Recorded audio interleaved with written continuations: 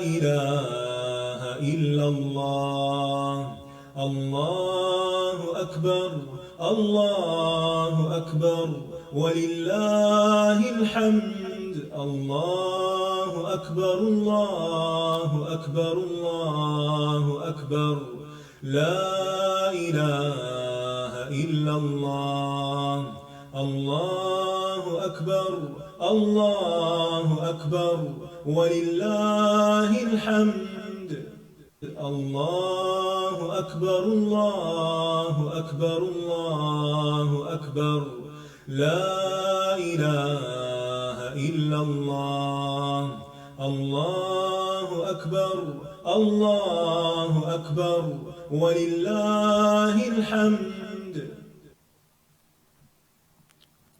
السلام علیکم ورحمۃ اللہ وبرکاتہ. نحمده ونصلی علی رسولہ الکریم. اما بعد فاعوذ باللہ من الشیطان الرجیم. بسم اللہ الرحمن الرحیم. رب اشرح لی صدری ویسر لی امری واحلل عقدۃ من لسانی یفقہوا قولی. انسان خطا کا پتلا ہے. انسانوں کے حق میں بھی کوتاہی ہو جاتی ہے اور اللہ رب العزت کی بارگاہ میں بھی نافرمانی ہو جاتی ہے. دن رات گناہ ہوتے ہیں، لیکن گناہوں کے بعد ان پر شرمندہ ہونا، توبہ کرنا، یہ بندہ مومن کی شان ہوتی ہے. لیکن ان پر فخر کرنا یا ان گناہوں کی کھلم کھلا تشہیر کرنا، یہ گناہ پر گناہ کرنا ہے. گناہ کرنے کے بعد انسان اگر توبہ کر لیتا ہے تو ایسے ہو جاتا ہے گویا اس نے گناہ کیا ہی نہ ہو. لیکن اگر وہ اصرار کرتا ہے تو دل سیاہ ہو جاتا ہے، بے حس ہو جاتا ہے، اور یوں انسان اللہ کی رحمت سے دور ہوتا چلا جاتا ہے. گناہوں کی تشہیر کرنے کو ناپسند کیا گیا ہے کیونکہ اس میں بہت سی قباحتیں ہیں. ایسا شخص دوسروں کو بھی گناہ کی دعوت دے رہا ہوتا ہے تو قیامت کے دن وہ ان کے گناہ کا بوجھ بھی پھر اٹھائے گا. خصوصاً وہ لوگ جو معاشرے میں فحش کو عام کرتے ہیں، ان کے لیے قرآن میں دنیا اور آخرت میں دردناک عذاب کی بشارت دی گئی ہے. جس قوم میں فحاشی اعلانیہ ظاہر ہو جاتی ہے تو ایک حدیث کے مطابق ان میں طاعون اور ایسی بیماریاں پھیلنے لگتی ہیں جو ان سے پہلے کے لوگوں میں کبھی سنی بھی نہ گئی ہوں. گناہ کی تشہیر ناپسندیدہ کام ہے. صحت مند معاشرے کے لیے جو چیز ضروری ہے وہ یہ ہے کہ لوگ ایک دوسرے کی خوبیوں کا چرچا کریں، نیکیوں کو عام کریں، خیر کی دعوت دیں، لیکن برائیوں کا نہیں. خوبیوں کے چرچے سے معاشرے میں مثبت اقدار کو فروغ ملتا ہے، لیکن لوگوں کے عیب بیان کرنا اور خاص طور پر مجلسوں میں لوگوں کی برائیوں کا چرچا کرنا، یہ ایک قابل اعتراض بات ہے. اگر کسی انسان سے کوئی غلطی ہو جائے تو اسے تنہائی میں سمجھانا چاہیے، اس کی تشہیر نہیں کرنی چاہیے. لیکن ایک صورت اس سے مبرہ ہے جس کا ذکر اس آیت میں آتا ہے. لا يحب الله الجهر بالسوء من القول إلا من ظلم وكان الله سميعا عليما.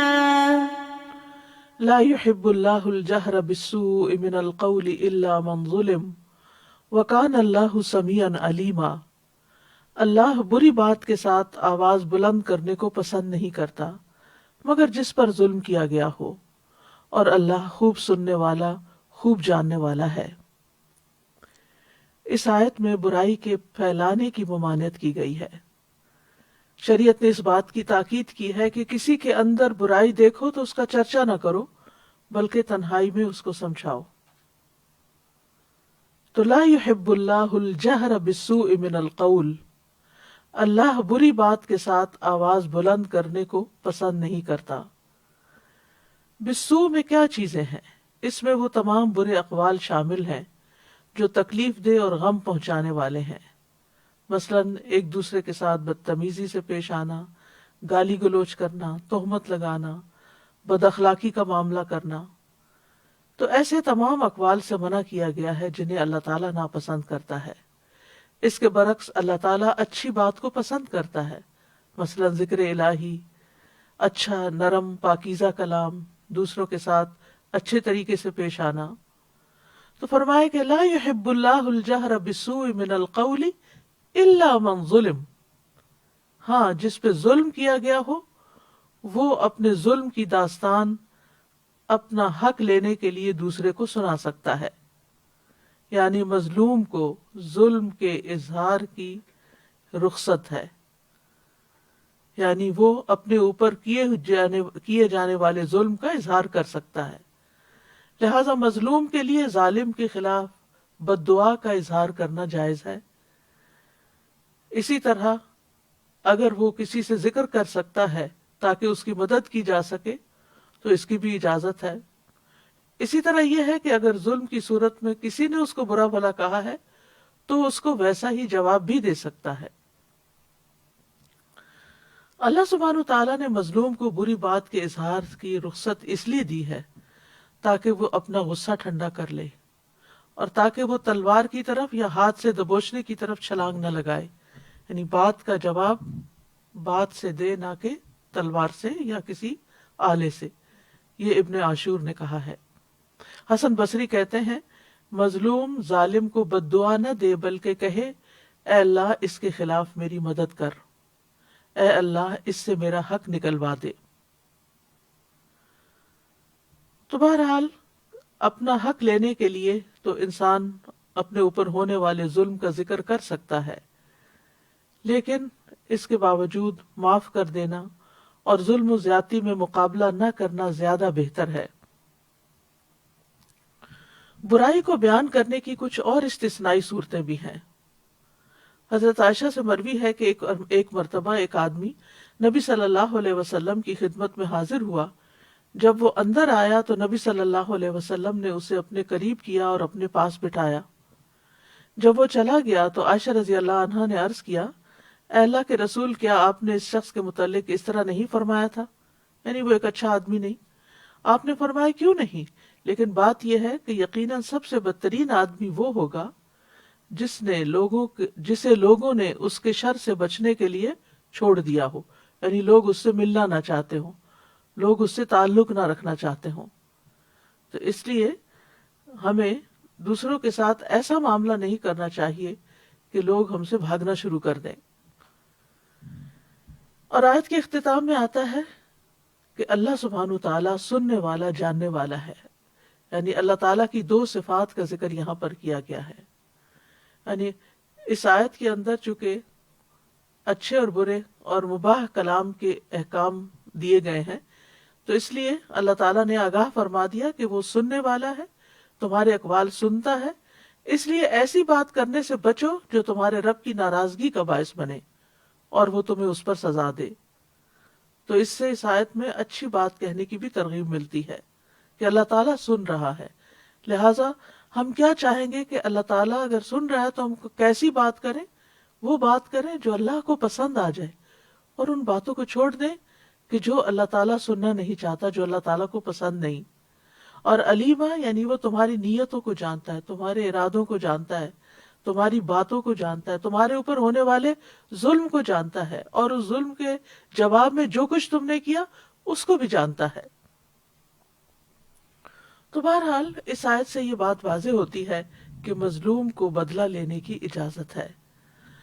ہمارے دین میں ظلم کرنا منع کیا گیا۔ ظلم کو قیامت کے دن اندھیروں کی شکل میں انسان کو ان کا سامنا کرنا ہوگا۔ قیامت کے دن انسان کے لیے اس کا دنیا میں کیا ہوا ظلم جو ہے وہ اندھیرے کی شکل میں ہوگا، لہٰذا کسی پر بھی ظلم نہیں کرنا چاہیے، لیکن اگر کسی پر ظلم ہو تو اس کو اس کا بدلہ لینے کی بھی اجازت دی گئی۔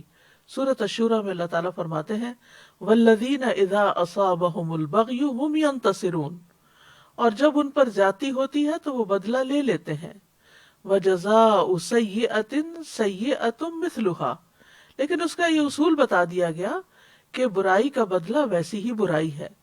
فمن عفا واصلح فاجرہ علی اللہ انہ لا يحب الظالمین، پھر جو کوئی معاف کر دے اور صلح کر لے تو اس کا اجر اللہ کے ذمہ ہے، اور وہ ظالموں کو قطعاً پسند نہیں کرتا۔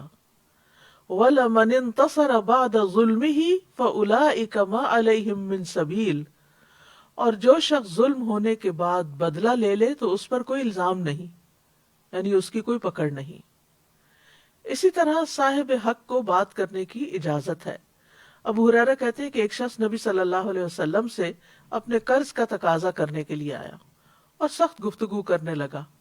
صحابہ غصے سے اس کی طرف بڑھے، لیکن رسول اللہ صلی اللہ علیہ وسلم نے فرمایا اسے چھوڑ دو، کیونکہ یہ صاحب حق ہے اور یہ کہنے کا حق رکھتا ہے، یعنی جس کا حق ہو وہ اپنا حق لینے کے لیے اگر غصے میں بھی بات کر لیتا ہے تو اس کو اجازت ہے۔ پھر آپ نے فرمایا کہ اس کے قرض والے جانور کی عمر کا ایک جانور اسے دے دو۔ صحابہ نے عرض کیا یا رسول اللہ، اس سے زیادہ عمر کا جانور تو موجود ہے لیکن اس عمر کا نہیں۔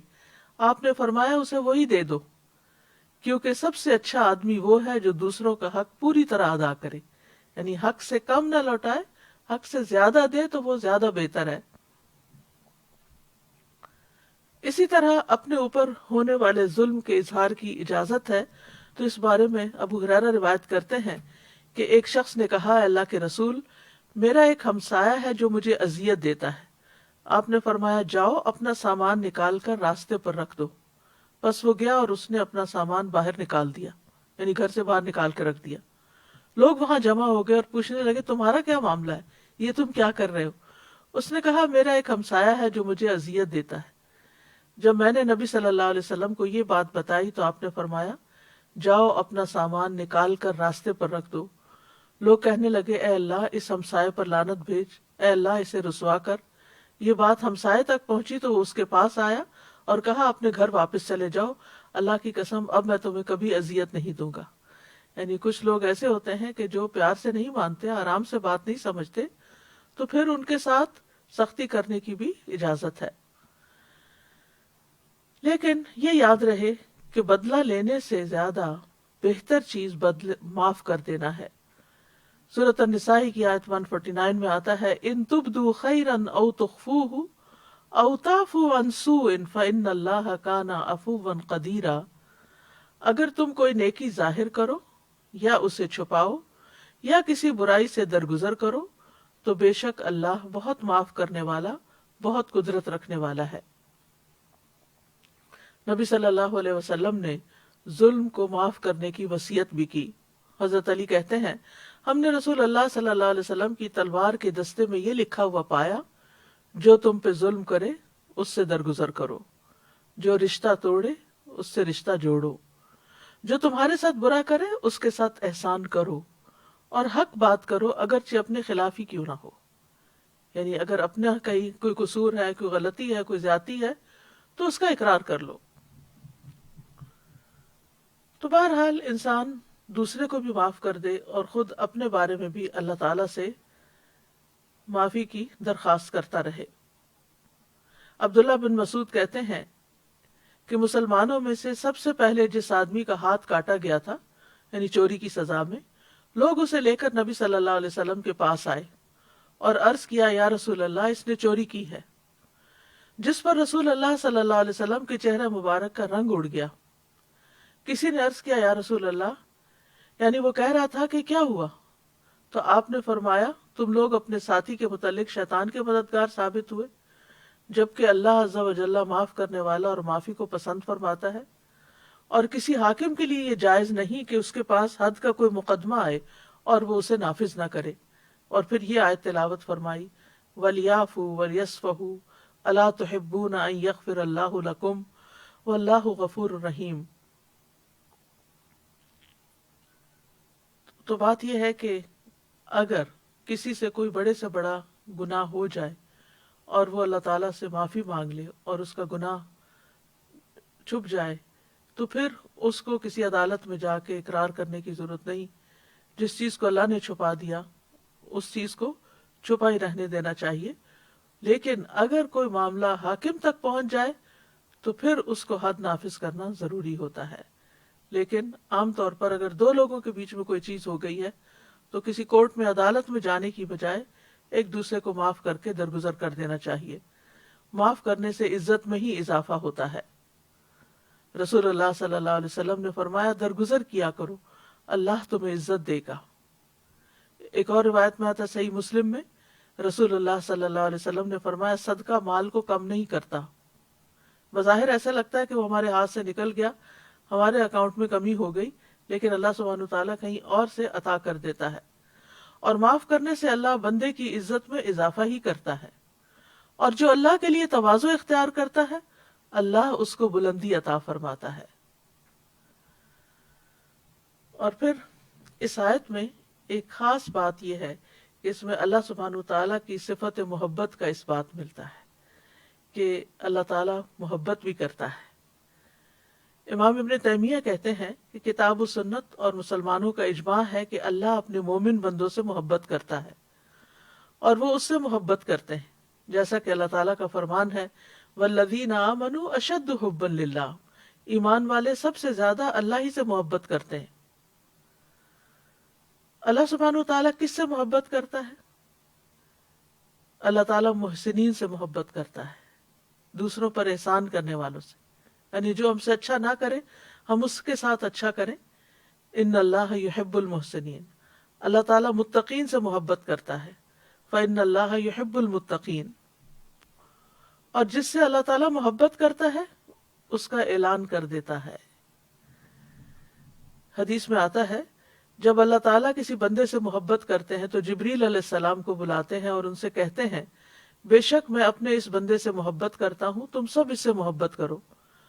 تو جبریل علیہ السلام حاملین عرش میں اس کا چرچا کرتے ہیں تو آسمان والے حاملین عرش کی ملی جلی آوازوں کا شور سنتے ہیں تو ساتویں آسمان والے بھی اس سے محبت کرنے لگتے ہیں.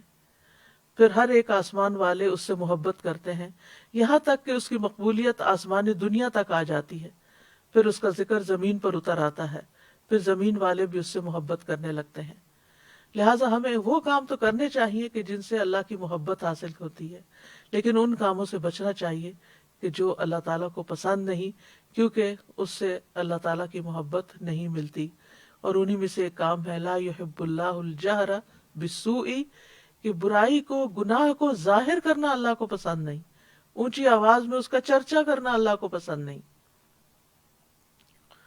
اور سب سے بڑا گناہ یہ ہے کہ انسان اعلانیہ نافرمانی کرے، کھلم کھلا کرے، ڈھیٹ بن کے کرے، اوپنلی کرے. جب کوئی انسان علل اعلان گناہ کا ارتکاب کرتا ہے یا چھپ کر کرتا ہے اور اللہ تعالیٰ اس پہ پردہ ڈال دیتا ہے، لیکن وہ اللہ کے اس گناہ پہ پردہ ڈالنے کو کمتر سمجھتے ہوئے لوگوں کو بتانے لگتا، تو یہ چیز اللہ تعالیٰ کو سخت ناپسند ہے. اسی لیے اللہ تعالیٰ نے فرمایا لا یحب اللہ الجہر بالسوء من القول الا من ظلم، صرف مظلوم کو اجازت ہے ورنہ اجازت نہیں ہے.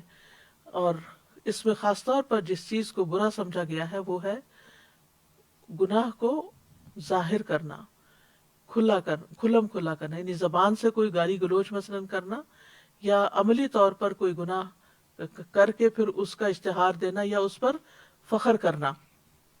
ابو ہریرہ کہتے ہیں کہ میں نے رسول اللہ صلی اللہ علیہ وسلم کو فرماتے ہوئے سنا کہ میری تمام امت کو معاف کر دیا جائے گا سوائے کھلم کھلا گناہ کرنے والوں کے. اور گناہوں کو کھلم کھلا کرنے میں یہ بھی شامل ہے کہ ایک شخص رات کو کوئی گناہ کا کام کرے اور اس کے باوجود کہ اللہ نے اس کے گناہ کو چھپا دیا، مگر صبح ہونے پر وہ کہنے لگے اے فلاں میں نے کل رات فلاں فلاں برا کام کیا تھا. رات گزر گئی تھی، اس کے رب نے اس کا گناہ چھپائے رکھا، لیکن جب صبح ہوئی تو وہ خود اللہ کے پردے کھولنے لگا. اسی طرح ماضی کی کوئی غلطیاں ہو چکی ہوں، پرانے گناہ یاد ہوں یا جن گناہوں پر انسان شرمندہ ہو تو اس کا ذکر لوگوں سے نہیں کرنا چاہیے، کیونکہ بعض اوقات کوئی گناہ ہمارے دل پہ بوجھ بنتا ہے. وہ بوجھ کیوں بنتا ہے؟ تاکہ ہم توبہ کریں، تاکہ توبہ کر کے اللہ کو منا کے، اللہ کو راضی کر کے، اس کو ان گناہوں کو نیکیوں سے بدل کے ہم اس گناہ کے بوجھ سے آزاد ہوں. لیکن ہم اس بجائے اس کے کہ ہم توبہ کریں یا ہم اس گناہ کو دھونے کے لیے کوئی صدقہ خیرات کریں یا کوئی نوافل پڑھیں یا کوئی ذکر اذکار کریں یا استغفار کریں، ہم لوگوں کو اپنی کہانیاں بتانا شروع کر دیتے ہیں میں نے فلاں موقع پہ چوری کی اور فلاں موقع پہ زنا کیا اور فلاں موقع پہ ایسا کیا اور ویسا کیا. ان باتوں سے گریز کرنا چاہیے. ان ایسی باتوں کو معاشرے میں نہیں کرنا چاہیے، کیونکہ جو لوگ سنتے ہیں وہ بھی پھر وہ گناہ کرنے کو ہلکا سمجھنے لگتے ہیں اور ان کے لیے بھی گناہ آسان ہو جاتا ہے. ابن حجر کہتے ہیں کہ مجاہر سے مراد وہ شخص ہے جو اپنی نافرمانی کو ظاہر کرے. تو جو ہو چکا سو ہو چکا، اب اس کے اوپر اللہ سے توبہ کر کے رو رو کے معافی مانگ لی جائے، لیکن اعلان نہ کیا جائے، مجاہر نہ بنا جائے. تو گناہ کے اظہار کی 3 اقسام ہیں. اس میں ایک تو مجاہرہ ہے، یعنی گناہ کا اظہار کرنا، یعنی اس میں مجاہرہ میں ایک تو کھلم کھلا گناہ کرنا اور دوسرا نافرمانی جس کو اللہ نے چھپایا اس کو ظاہر کرنا. یعنی گویا ایک شخص فخر کا اظہار کرتے ہوئے یا اللہ کے پردہ ڈالنے کو حقیر سمجھتے ہوئے لوگوں کو اپنا گناہ بتاتا ہے. تو ایسے لوگ اللہ تعالیٰ کی درگزر اور معافی سے فائدہ نہیں اٹھاتے.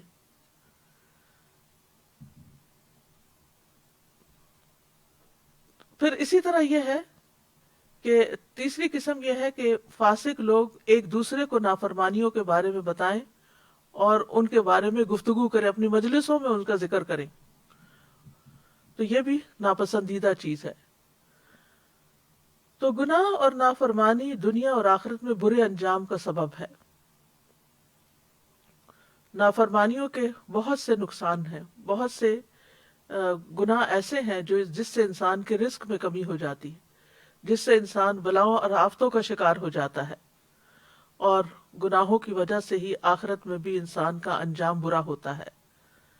پچھلی قومیں جتنی بھی تباہ و برباد ہوئیں، ان کی وجہ کیا تھی؟ کہ انہوں نے اپنے رب کو ناراض کیا تھا.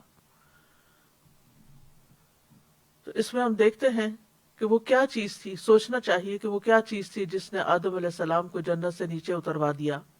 وہ کیا چیز تھی جس نے قوم نوح کو ڈبو دیا. وہ کیا تھا جس نے قوم عاد کو ایک تیز و تند سرکش آندھی سے ہلاک کر دیا. وہ کیا چیز تھی جس نے قوم سمود کو کڑک کے عذاب سے ہلاک کر دیا. کس چیز نے قوم لوط کی بستیوں کو الٹا دیا اور اس کے بعد ان پر آسمان سے پتھر برسائے گئے. یاد رکھیے قوم لوط پر 1 نہیں 5 عذاب آئے تھے. وہ کیا چیز تھی جس کی وجہ سے فرعون اور اس کے لشکر کو ڈبو دیا گیا. اور اس کے علاوہ بھی دنیا میں دیگر اقوام کن چیزوں کی وجہ سے تباہ ہوئے. وہ دراصل ان کا گناہ کرنا اور کھلا گناہ کرنا تھا. ابن بطال کہتے ہیں گناہ کے اظہار کرنے میں اللہ اور اس کے رسول اور نیک مومنوں کے حق کو حقیر جاننا ہوتا ہے. اس میں ایک طرح سے ان کی مخالفت کرنا بھی ہے، اور گناہوں کو چھپانا ان کو ہلکا سمجھنے سے بچنا ہے. یعنی جو شخص گناہ چھپاتا ہے وہ سمجھتا ہے کہ میں نے بہت بڑی غلطی کی ہے، تو یہ کسی کے سامنے نہیں جانی چاہیے. لیکن جو شخص گناہ ظاہر کرتا ہے وہ کیا سمجھتا ہے؟ تو کیا ہوا، یہ کیا بات ہے، اس سے تو کوئی فرق نہیں پڑتا. کیونکہ گناہ کرنا جو ہے یہ کرنے والے کو ذلیل کر دیتا ہے، دوسروں کی نگاہوں میں گرا دیتا ہے. تو آپ دیکھیے کہ کوئی شخص اس بات سے بھی نہ ڈرے کہ میں نے غلط کیا اور مجھے لوگ کیا کہیں گے، اور وہ اس پر فخر کر کے اس کو نشر کر رہا ہے.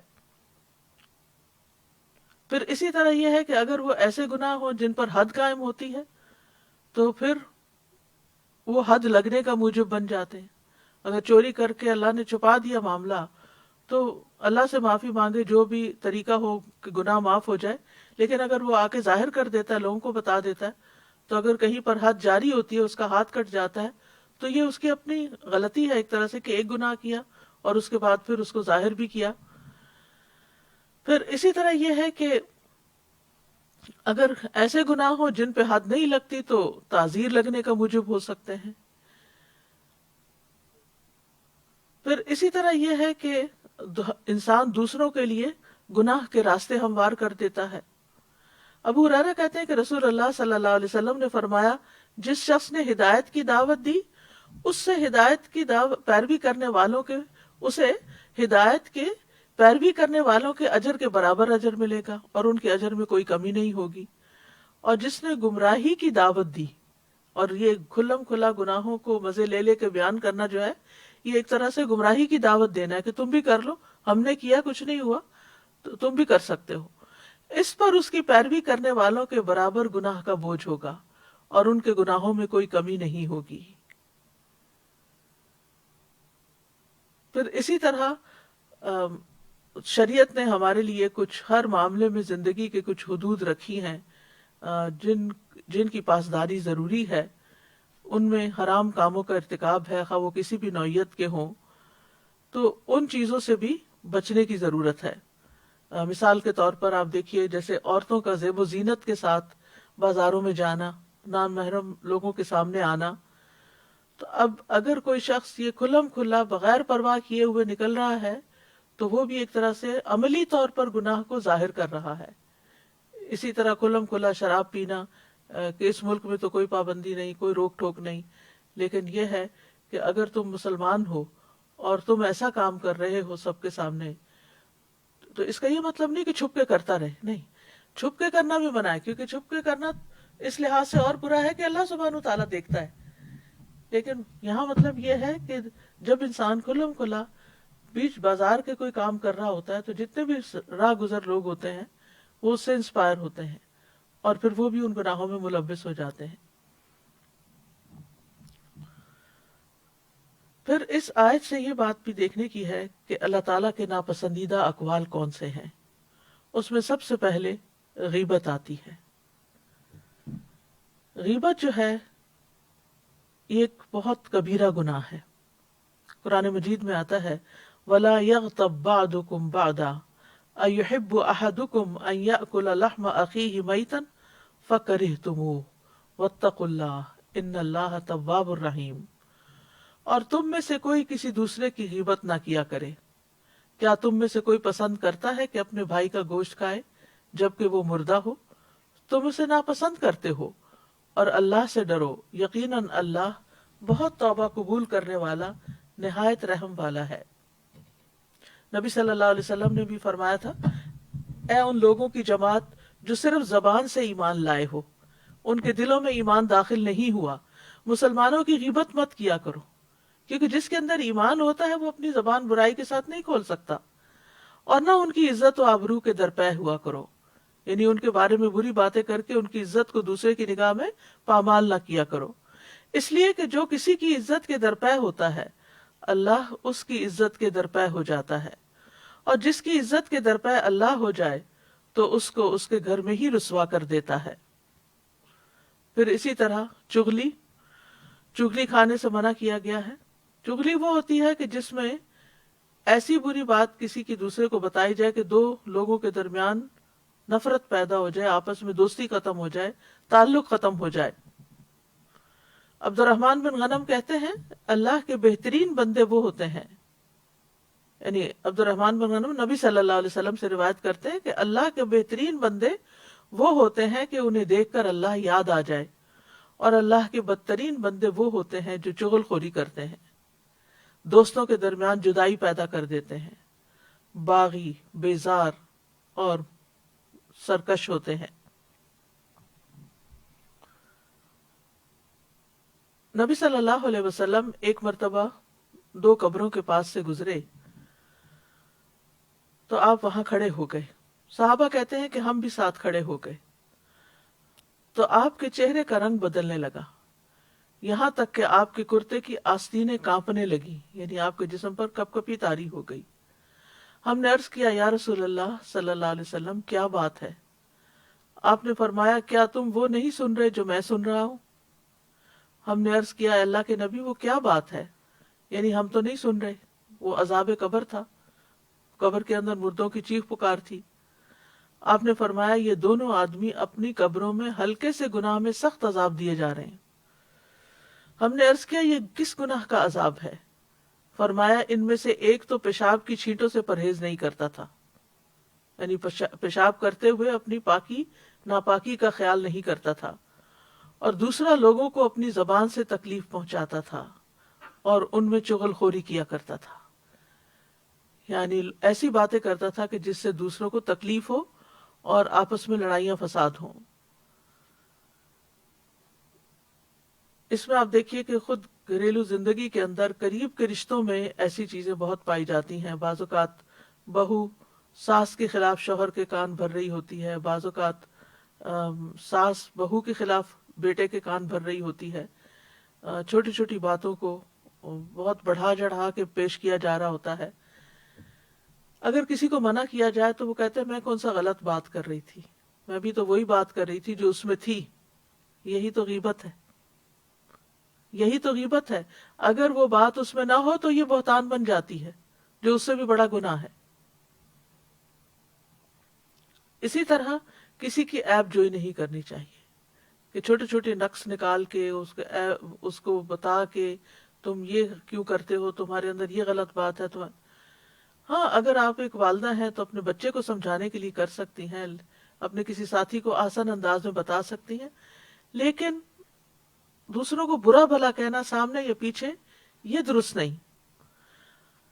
رسول اللہ صلی اللہ علیہ وسلم نے فرمایا اگر کوئی شخص تمہیں برا بھلا کہے اور تمہیں تمہاری کسی بات پر جو وہ جانتا ہو آر دلائے تو تم اس کے عیب پر جو اس میں ہو اسے آر مت دلانا، بلا شبہ اس کا وبال اسی پر ہوگا. یعنی بعض اوقات ہمیں دوسروں کی خامی کا، کمی کا، کوتاہی کا پتہ ہوتا ہے اور ہم بات کرتے ہوئے اس کو وہ یاد کرا کے بات کرتے ہیں تاکہ وہ دوسرا جو ہے وہ ہمارے کنٹرول میں رہے. یہ بلیک میلنگ ہوتی ہے نا کہ اگر کسی کی کوئی غلطی آپ کو پتا ہے، یہ گناہ آپ کو پتا ہے، تو آپ اس کو بار بار یاد کراتے رہیں کہ چپ ہو جاؤ ورنہ میں فلاں تمہارا راز کھول دوں گی. پھر اسی طرح دوسروں کو تانا دینا یہ بھی ناپسندیدہ چیز ہے. قرآن مجید میں آتا ہے وَيْلٌ لِكُلِّ هُمَزَةٍ لُمَزَةٍ، بڑی ہلاکت ہے ہر بہت تانا دینے والے، بہت عیب لگانے والے کے لیے. عبداللہ بن مسعود کہتے ہیں کہ رسول اللہ صلی اللہ علیہ وسلم نے فرمایا مومن لان تان کرنے والا فحش گو اور بےہودہ گو نہیں ہوتا. اسی طرح آپ نے ایک اور جگہ پر صحیح بخاری کی روایت ہے فرمایا جس نے کسی مومن پر لعنت بھیجی تو یہ اس کو قتل کرنے کے برابر ہے، اور جو شخص کسی مومن پر کفر کا الزام لگائے تو یہ بھی اس کے قتل کرنے کے برابر ہے. یہ معمولی الزامات نہیں، معمولی تانے نہیں ہیں. پھر اسی طرح کسی کی بے عزتی کر دینا، لوگوں کے سامنے دوسرے کو رسوا کر دینا، یہ بھی اللہ تعالیٰ کو پسند نہیں.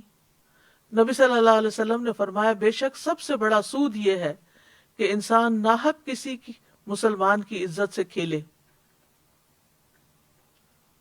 ایک اور روایت میں آتا ہے کسی کی آبرو ریزی کرنا سب سے بڑا سود ہے. پھر اسی طرح زبان سے اذیت دینا دوسروں کو، یہ بھی اللہ تعالیٰ کو پسند نہیں. ابو ہریرہ کہتے ہیں کہ ایک آدمی نے عرض کیا یا رسول اللہ فلاں عورت کثرت سے نماز، روزہ اور صدقہ کرنے میں مشہور ہے لیکن وہ اپنی زبان سے اپنے پڑوسیوں کو ستاتی ہے. آپ نے فرمایا وہ جہنمی ہے.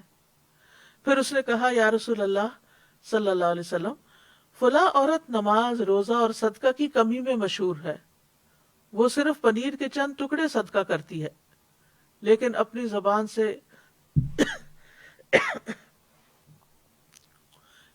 زبان سے اپنے پڑوسیوں کو نہیں ستاتی. آپ نے فرمایا وہ جنتی ہے. پھر اسی طرح بہت زیادہ باتیں کرنا اور دوسرے کے سر چڑھ جانا، زبان آوری کرنا، اس کے بارے میں رسول اللہ صلی اللہ علیہ وسلم نے فرمایا یقیناً اللہ عز و جل ایسے آدمی سے غصے ہوتا ہے جو بہت باتیں بنائے، جو اپنی زبان کو ایسے چلائے جیسے گائے اپنی زبان چلاتی، یعنی لپیٹ لپیٹ کے گھاس کھاتی ہے. اسی طرح فحش باتیں کرنا یہ بھی اللہ تعالیٰ کو ہرگز پسند نہیں. حدیث میں آتا ہے فحش گوئی اور زیادہ باتیں کرنا نفاق کے 2 شعبے ہیں. پھر اسی طرح گالی گلوچ کرنا. رسول اللہ صلی اللہ علیہ وسلم نے فرمایا بے شک اللہ نے میری طرف وحی نازل فرمائی ہے کہ تواضع اختیار کرو، کوئی کسی کے خلاف سرکشی نہ کرے اور نہ کوئی کسی پر فخر کرے. تو میں نے عرض کیا اے اللہ کے رسول، اگر کوئی مجھے ایسے مجمع میں گالی دے جو لوگ حیثیت میں مجھ سے کم ہوں، اس پر میں اسے جواب دوں تو کیا پھر بھی مجھے گناہ ہوگا؟ آپ نے فرمایا، دو گالی گلوچ کرنے والے دو شیطان ہوتے ہیں، ایک دوسرے کی آبرو ریزی کرتے ہیں، یعنی اس کی عزت پامال کرتے ہیں اور جھوٹ بولتے ہیں۔ پھر اسی طرح لڑائی جھگڑا کرنا، یہ بھی اللہ تعالیٰ کو سخت ناپسند ہے۔ بے شک اللہ کے ہاں سب سے ناپسندیدہ آدمی وہ ہے جو سخت جھگڑالو ہو۔ پھر کیل و کال، بحث مباحثہ کرنا۔ نبی صلی اللہ علیہ وسلم نے فرمایا، اللہ تمہارے لیے 3 باتیں پسند نہیں کرتا: بلا وجہ کی گپ شپ، مال کو ضائع کرنا، اور کثرت سوال، یعنی بحث مباحثے کے لیے۔ پھر اسی طرح لایانی گفتگو کرنا، یہ بھی اللہ کو پسند نہیں۔ اور اچھا اسلام کون سا ہے؟ جس میں انسان لایانی باتوں سے پرہیز کرے جن کا کوئی مطلب مقصد ہی نہیں۔ رسول اللہ صلی اللہ علیہ وسلم نے فرمایا، انسان کے اسلام کی خوبی یہ ہے کہ وہ بے فائدہ چیزوں کو چھوڑ دے۔ پھر گناہوں کو کھلم کھلا بیان کرنا جو ہے، یہ بھی سخت ناپسندیدہ ہے۔ آپ صلی اللہ علیہ وسلم نے فرمایا، میری تمام امت کو معاف کر دیا جائے گا سوائے گناہوں کو کھلم کھلا کرنے والوں کے۔ اور گناہ کو کھلم کھلا کرنے میں یہ بھی شامل ہے کہ ایک شخص رات کو کوئی گناہ کا کام کرے، اس کے باوجود کہ اللہ نے اس کا گناہ چھپا دیا ہو، مگر صبح ہونے پہ کہنے لگے کہ اے فلاں، میں نے کل رات فلاں فلاں برا کام کیا تھا۔ رات گزر گئی تھی اور اس کے رب نے اس کا گناہ چھپا دیا تھا، لیکن جب صبح ہوئی تو وہ خود اللہ کے پردے کو کھولنے لگا۔ پھر اسی طرح یہ ہے کہ کسی کے اوپر فتوی جاری کرنا کہ اللہ تمہیں نہیں بخشے گا۔ 2 لوگ تھے بنی اسرائیل میں، ایک دوسرے کے بھائی بنے ہوئے تھے۔ ان میں سے ایک بہت گناہگار تھا اور دوسرا عبادت میں خوب کوشش کرتا تھا۔ عبادت گزار آدمی ہمیشہ دوسرے بھائی کو گناہ کرتے ہوئے دیکھتا اور اس سے کہتا کہ رک جاؤ۔ ایک روز اس نے کوئی گناہ کرتے ہوئے اس کو دیکھا تو اس سے کہا کہ اس گناہ سے رک جاؤ۔ گناہگار نے کہا، مجھے میرے رب کے ساتھ چھوڑ دو، کیا تم مجھ پہ نگران بنائے گئے ہو؟ اس نے کہا کہ اللہ کی قسم، اللہ تمہاری مغفرت نہیں کرے گا، یا یہ کہا کہ اللہ تمہیں جنت میں داخل نہیں کرے گا۔ چنانچہ دونوں کو مار دیا گیا، روحیں قبض کر لی گئیں۔ دونوں رب العالمین کے ہاں جمع ہوئے تو اللہ نے اس عبادت میں کوشش کرنے والے سے فرمایا، کیا تو مجھے جانتا تھا؟ جو میرے ہاتھ میں ہے تجھے اس پر قدرت حاصل تھی۔ اور پھر گناہگار سے فرمایا، جاؤ میری رحمت سے جنت میں داخل ہو جاؤ۔ اور دوسرے کے متعلق فرمایا کہ جاؤ آگ میں داخل ہو جاؤ۔ یعنی اتنے سالوں کی عبادت جو تھی وہ اس کے کام نہ آئی۔ اس کے برعکس وہ شخص جو اللہ سے ڈرتا تھا، معلوم نہیں اس کی کیا مجبوری تھی، تو اللہ نے اپنی رحمت سے اس کو معاف کر دیا۔ ابو ہریرہ کہتے ہیں، اس ذات کی قسم جس کے ہاتھ میں میری جان ہے، اس نے ایسی بات کہہ دی جس نے اس کی دنیا اور اس کی آخرت دونوں ہی تباہ کر دی۔ دنیا سے بھی مر گیا اور آخرت میں بھی، صرف یہ کہنے پہ کہ اللہ تمہیں کبھی معاف نہیں کرے گا۔ اسی طرح یہ بھی نہیں کہنا چاہیے کہ میں تمہیں کبھی معاف نہیں کروں گی۔ کیا آپ نہیں چاہتے کہ اللہ تعالیٰ آپ کو معاف کر دے؟ تو دوسروں کے گناہ بھی معاف کر دینے چاہیے۔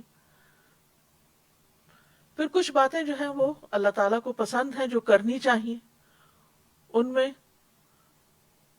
نیک عمل کرنا اور اس کی طرف دعوت دینا۔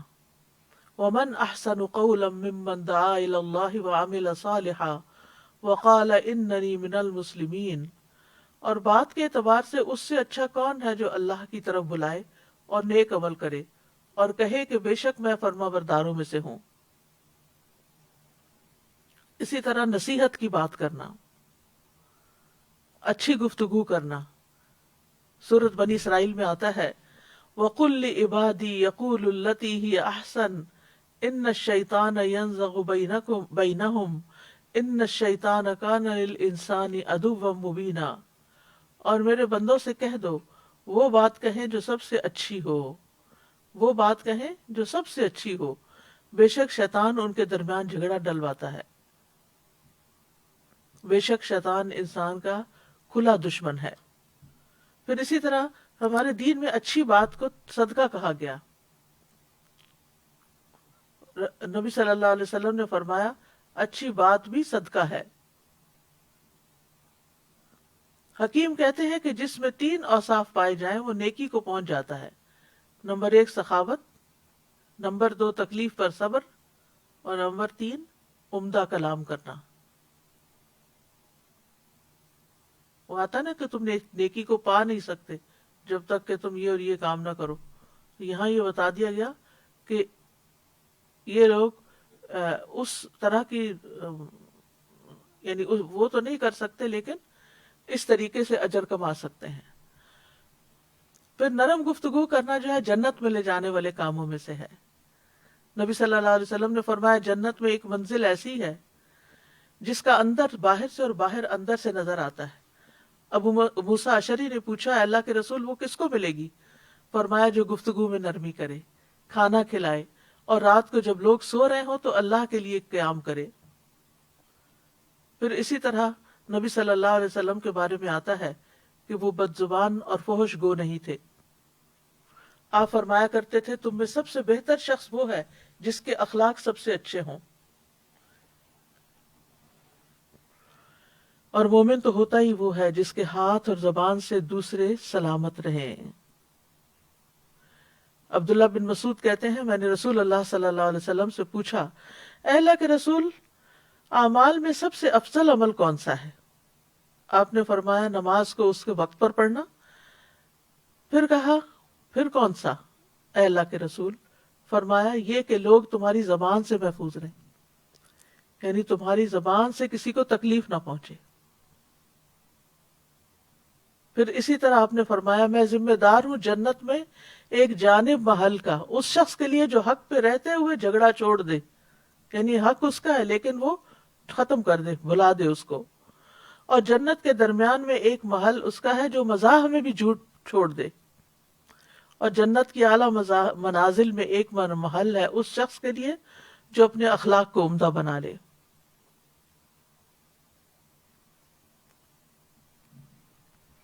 پھر اسی طرح دوسروں کی پردہ پوشی کرنا جو ہے اللہ تعالیٰ کو پسند ہے۔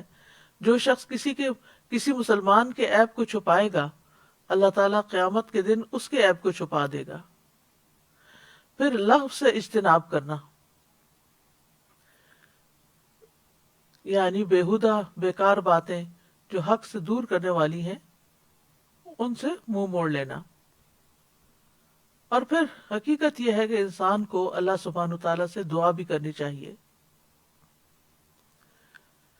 کیونکہ بہت سی ارادے انسان باندھتا ہے، نیت کرتا ہے، جب اس طرح کی کوئی کلاس اٹینڈ کرتا ہے بہت سی وہ احادیث سننے کو مل جاتی ہیں تو انسان واپس جا کر ان پر ریلیکس ہو جاتا ہے اور وقتی طور پر ہی عمل کرتا ہے، لیکن بعد میں پھر ان کو بھول جاتا ہے۔ تو اس کے لیے دعا بہت فائدہ مند ہے۔ ان میں سے اللہ کے پسندیدہ کاموں کی توفیق کی دعا مانگنا، رب اوزعنی ان اشکر نعمتک التی انعمت علی وعلی والدی وان اعمل صالحا ترضاہ وادخلنی برحمتک فی عبادک الصالحین۔ اے میرے رب مجھے توفیق دے کہ میں تیری نعمت کا شکر ادا کروں جو تو نے مجھ پر اور میرے ماں باپ پر کی ہے، اور یہ کہ میں نیک عمل کروں جسے تو پسند کرے، اور اپنی رحمت سے مجھے اپنے نیک بندوں میں داخل فرما لے۔ پھر زبان کی درستگی کی دعا کرتے رہنا چاہیے، اللہم اہد قلبی وسدد لسانی واسلل سخیمۃ قلبی واسلل سخیمۃ قلبی۔ اے اللہ میرے دل کو رہنمائی عطا فرما، میری زبان کو درستگی عطا فرما، اور میرے دل کے کینے کو دور کر دے۔ پھر دوسروں پر ظلم کرنے سے پناہ مانگنی چاہیے، اللہم انی اعوذ بک من الفقر والقلۃ والذلۃ واعوذ بک من ان اظلم او اظلم۔ اے اللہ میں فقر و فاقہ، قلت اور ذلت سے تیری پناہ میں آتا ہوں، اور اس بات سے تیری پناہ میں آتا ہوں کہ میں کسی پر ظلم کروں یا کوئی مجھ پہ ظلم کرے۔ پھر اسی طرح اگر غصے میں آ جائے انسان اور کسی پر زیادتی کر بیٹھے خود، تو اس صورت میں اس کو دعا کرنی چاہیے کہ اے اللہ جس مومن کو میں تکلیف دوں یا اس کو برا کہوں یا اسے سزا دوں تو اسے اس کے لیے کفارہ اور باعث قرب بنا دے کہ وہ قیامت کے دن قیامت کے دن وہ تیرے سے قریب ہو۔ پھر اسی طرح غصے کی حالت میں حق بات کہنے کی توفیق مانگنی چاہیے۔ وَأَسْأَلُكَ كَلِمَةَ الرِّضَا فِي الْغَضَبِ وَأَسْأَلُكَ كَلِمَةَ الْحَقِّ فِي الرِّضَا وَالْغَضَبِ، اے اللہ خوشی اور غصے کی حالت میں حق بات کہنے کی توفیق عطا فرما۔ اور کرنے کے کام یہ ہے کہ اگر کوئی ظلم کرتا ہے تو اس کو معاف کر دیں، لوگوں سے درگزر سے کام لیں، جو کچھ ان کے پاس ہے ان پہ نظر نہ رکھیں۔ پھر اسی طرح اگر کوئی ہمارے ساتھ برائی کرے تو اس کا جواب احسن طریقے سے دیں، جاہلوں سے اعراض کریں، اپنی زبان کی حفاظت کریں، فائدے کی بات کریں ورنہ خاموش رہیں، زبان سے اللہ کی پسند ہی کی بات نکلے، لا یعنی اور بیکار گفتگو سے بچیں، کسی کے تکلیف پہنچانے پر اس کے لیے دعائے خیر کر دیں، تکلیف دینے والوں سے بدلہ نہ لیں اور ان سے خیر کی توقع رکھیں، ظالم کے حق میں بھی دعائے خیر کر دیں کہ اللہ سبحانہ وتعالی اس کو بھی ظلم سے باز آنے کی توفیق عطا فرمائے۔ وآخر دعوانا ان الحمد للہ رب العالمین، سبحانک اللہم وبحمدک، اشہد ان لا الہ الا انت، استغفرک واتوب الیک۔ اللہ اکبر اللہ اکبر اللہ اکبر، لا الہ الا اللہ، اللہ اکبر اللہ اکبر وللہ الحمد، اللہ اکبر اللہ اکبر اللہ اکبر، لا الہ